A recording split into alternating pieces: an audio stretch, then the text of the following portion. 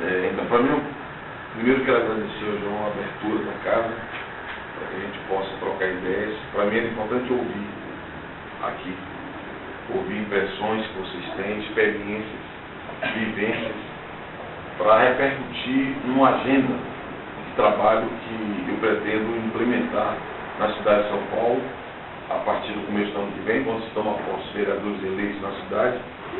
E é muito importante que a gente reflita um pouco a diversidade que tem a cidade de São Paulo. São Paulo, Guimarães Rosa dizia que Minas são várias, né? Quando fala das Minas Gerais, é sua diferença. A gente poderia fazer analogia e dizer que São Paulo são várias São Paulo, né? Dentro dessa cidade de 11 milhões de habitantes. E o esforço nosso é ter uma agenda de trabalho que represente, sobretudo, setores, segmentos, frações da sociedade que têm menos representação.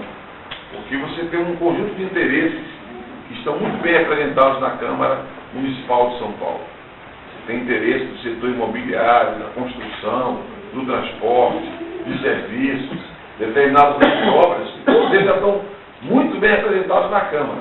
Mas você tem setores sociais, econômicos e políticos que não têm representação. E o sentido da nossa reunião aqui é tentar entender que questões eu poderia incluir numa agenda de vereador de São Paulo que desse liga com necessidades que vocês têm. Eu vivo na cidade há 20 anos, vim para cá em 92 como militante social. Eu era do movimento de estudantes que produziu aqui o Fora Cola, os Cara Pintada, a partir de agosto de 92, aliás, completa agora 20 anos. E foi no movimento social, eu sou do PCdoB, no movimento social que eu conheci o presidente Lula. A partir daí participamos da equipe dele, quando ele foi eleito presidente da República. E a partir daí tive a experiência de ser ministro de Estado durante alguns anos. E que, graças a Deus, teve muitos resultados no trabalho que fez. Resultados em trabalhos sociais, projetos sociais de inclusão de camadas que não tinham acesso ao esporte no Brasil inteiro. Chegamos a atender perto de 1 milhão de crianças e jovens, adolescentes, programas para atender a melhoridade na terceira idade, programas para pessoas com deficiência, enfim, programas para o alto rendimento, né? Agora em Londres, o Brasil tem o maior investimento na preparação de atletas para a Olimpíada. Na verdade, nós conseguimos, eu falo nós, porque eu participei da formulação da implantação disso, nós dobramos dos Jogos de 2004 da Grécia para a China em 2008 e dobramos de novo da China para Londres agora, de Pequim para Londres. É um investimento que ainda está longe do investimento dos grandes países do mundo, mas é um investimento mais relevante. E a experiência do Ministério também me ajudou a executar obras, a construir e reformar equipamentos. Eu falo disso porque todo mundo pensa na Copa do Mundo e na Olimpíada, que são dois grandes empreendimentos que o Brasil vai ter e que, mais que eventos esportivos, são oportunidades de promoção do país, geração de emprego, de estímulo ao desenvolvimento, que foi um trabalho, um mandato bem sucedido. Ou assim, pelo menos, avaliou o presidente Lula, que é com quem eu convivi um tempo muito grande. E a impressão que eu tenho, João, é que essa vivência me permite pleitear, digamos assim, uma contribuição para a cidade de São Paulo. Que é a cidade que me deu tudo que eu tenho, que não é muita coisa, mas é o que eu tenho, sobretudo a minha família, os meus amigos, as minhas relações. Eu acredito que eu posso ajudar a fazer uma política diferente na Câmara Municipal. A Câmara de Vereadores de São Paulo pode mais do que dar nome, que é quase para se vota na Câmara Municipal regularmente. Cidade que tem um orçamento de quase 40 bilhões de reais. É uma das maiores cidades do mundo também no orçamento. E São Paulo, e o vereador é quem vota o orçamento. É quem ajuda o prefeito a dirigir para onde vai o investimento do recurso arrecadado na cidade, que é fruto do trabalho de todos nós. Não é? Então, acredito que ter um olhar diferente, pensar na população que tem menos oportunidades é o desafio que nós temos. Eu tenho uma agenda a priori, que é uma agenda muito focada em educação, saúde, porque são problemas muito sensíveis, esporte, são problemas muito sensíveis na cidade de São Paulo. Vocês sabem que aqui nós temos 123 mil crianças que não têm acesso à creche. Quase sempre isso é na periferia das cidades. Isso é um problema grave que repercute na economia das famílias, que precariza a vida das famílias, tem um impacto, sobretudo, sobre as mulheres. É um assunto que para nós é muito importante. Que a educação é preciso, além de creche, enfrentar um problema do magistério. que tem dificuldades profissionais hoje na cidade de São Paulo, de remuneração, de condições de trabalho, e que é importante intervir. Então, o professor na sala de aula é o pai, é a mãe dos nossos filhos, enquanto eles estão na escola. Então, tem que estar motivado, animado, refletindo sobre o projeto pedagógico das escolas, porque quando eu estava na escola, e eu estudei a vida inteira em escola pública, quando dava 7, 8 anos, era hora do moleque estar sabendo ler. Hoje em dia, a turma chega com 12, 13, 14, às vezes na 8ª série com muita dificuldade.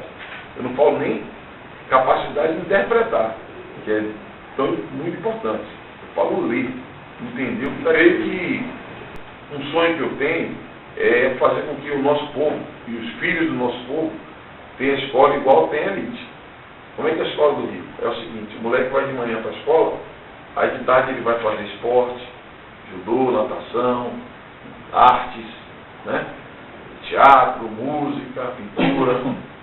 Eu chamaria assim da escola em tempo integral, que é uma ideia antiga, desde o manifesto da Escola Nova dos anos 20, Anísio Teixeira, o Darcy Ribeiro tomou algumas iniciativas, criando os CIEPs, mas essa ideia de você ter uma escola, uma jornada mais longa, é uma forma de proteger a nossa infância, a nossa adolescência. Eu falo muito deles porque a minha vida hoje é melhor do que foi a vida do meu pai e da minha mãe. E eu espero que os meus filhos tenham uma vida melhor do que a vida que eu tive.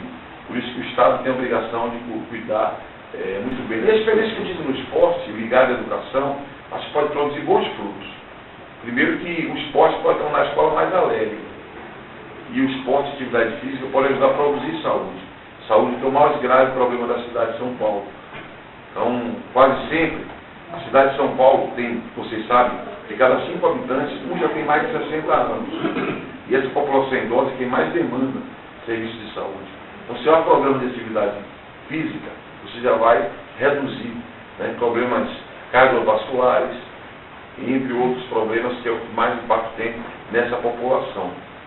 Mas, claro que nós não podemos perder de vista que o atendimento da saúde tem que ser melhor, mais rápido, né? Não sei se aqui vocês convivem com essa temática, mas quando se anda nos bairros de São Paulo, posto de saúde não tem médico, é consulta que demora, é especialista e médico de grande complexidade que não existe no sistema do SUS. Então, são temas como esse que eu acredito que nós, com energia, com dedicação, com prioridade, nós podemos fazer diferença na cidade. E o vereador pode interferir no rumo. Boa noite, boa noite, boa noite. O vereador pode interferir no rumo da cidade. É isso que eu vi em Brasília, os deputados federais, senadores, governo federal. E aqui na cidade também pode. Agora tem que ter determinação. O que eu aprendi no governo federal é o seguinte: quando você quer fazer, quando você se dedica a fazer, você alcança o resultado. Evidentemente que sozinho ninguém consegue, mas é aí que eu usarei conhecimento, as relações que graças a Deus eu tenho nos vários níveis de governo. Estava conversando com o João agora, mas estava lembrando do Bruno Caetano, que é o presidente do SEBRAE aqui em São Paulo, ou mesmo do Luiz Barreto, nós falávamos do SEBRAE. Então, meu desejo é poder usar o que eu acumulei de experiência e relacionamento para tentar abrir portas para segmentos, representações, setores que não têm ou que não teve oportunidade. Então, digamos assim, o meu compromisso, e para mim aqui estar com vocês é importante. A SEABRA tem uma importância como representação, como fomentadora, como articuladora de uma rede de empreendedores, de empresários negros na cidade de São Paulo e no país. Vocês sabem que quem gera emprego para valer no Brasil são pequenos, micro e pequenos empresários, são empreendedores. Quando você soma os milhares, os centenas de milhares de empreendedores do Brasil, você vai entender onde é que está a geração extensiva de emprego no país. E eu acredito que esse corte étnico, digamos assim, é uma iniciativa positiva e importante, porque você só vai superar as desigualdades no Brasil oferecendo oportunidades a quem não teve, né? Como os gregos diziam, tratando desigualmente os desiguais. E nós temos um país que durante 500 anos, dos 500 anos de vida do Brasil, 400 anos, ou seja, 80% do tempo foi marcado pela escravidão, né? E nós tivemos pelo menos 200 anos uma escravidão negra presente aqui. Nós sabemos, e aqui em São Paulo talvez seja um dos emblemas principais, como foi o processo de superação da escravidão no país, né? como que o processo econômico foi excludente. Na prática, as palavras não eram essas, porque na época eram outras as palavras que davam identidade, mas era como se fosse: saímos das senzalas e fomos para as favelas. Favela não tinha tido ainda a guerra, já tinha até, mas lá a formação das favelas do Rio de Janeiro, que deu nome às nossas comunidades, é uma herança que nós tivemos lá de Canudos, né? Mas não era nacionalizado. Mas na prática, saímos das senzalas e fomos para as favelas. A responsabilidade do Estado é criar mecanismos que fomente a mecanismos econômicos. Porque eu, por exemplo, sempre falava quando estava no governo, inclusive, fui membro de alguns conselhos que se debatia a promoção da igualdade racial no Brasil, e sempre falava: vou estar feliz quando deixar de eu já enchi a paciência de ser o único presidente negro da ONU. Quando eu saí do governo, eu falei para Dilma: eu era o único, falei: presidente, arruma um neguinho aí para colocar no seu governo. Assim como foi importante ter mulheres, 7 mulheres ministras de posições chaves, que é um segmento importante, tem também a representação da tradição afro-brasileira. Eu acho que é uma coisa que é relevante para a política, né? Claro que, na minha opinião, nós demos um passo com as políticas afirmativas que o presidente Lula criou para a escola e para a universidade, sobretudo. Porque o que pode ajudar a fazer diferença é a educação, né? Inclusive as ações afirmativas que estão sendo discutidas que o Supremo ratificou, mas que o Senado volta a promover debates. Aqui muitos devem ter lido a editorial da Folha de São Paulo, que mais uma vez critica a política de cotas, abstraindo a desigualdade que tem no Brasil. As políticas universais, que é aquela política oferecida a toda a população, é muito importante, mas tem que ser combinada com ações afirmativas. Isso o mundo mostrou. Isso não é só no Brasil. O mundo inteiro foi assim. Se vocês observarem a luta dos negros americanos nos anos 50, 60, sobretudo, dos direitos civis por ações afirmativas, a resultante que os Estados Unidos conquistou a partir da implantação plena dessas ações afirmativas é uma resultante que orgulha o povo norte-americano.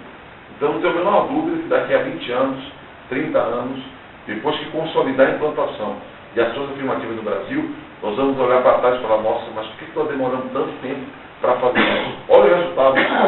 Eu acredito que a minha candidatura, o meu mandato, o meu trabalho, deve ter este olhar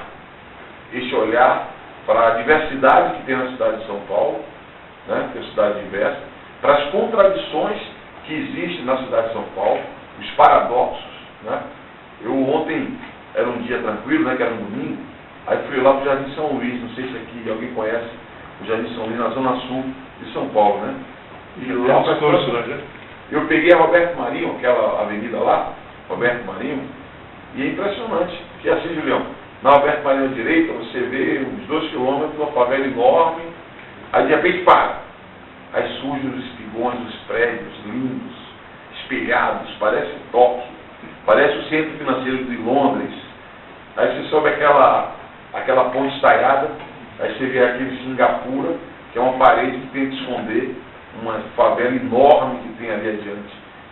Não é 1 quilômetro a distância do primeiro mundo que tem no Brasil para o terceiro mundo. Não é 1 quilômetro a distância da Suíça para o Haiti.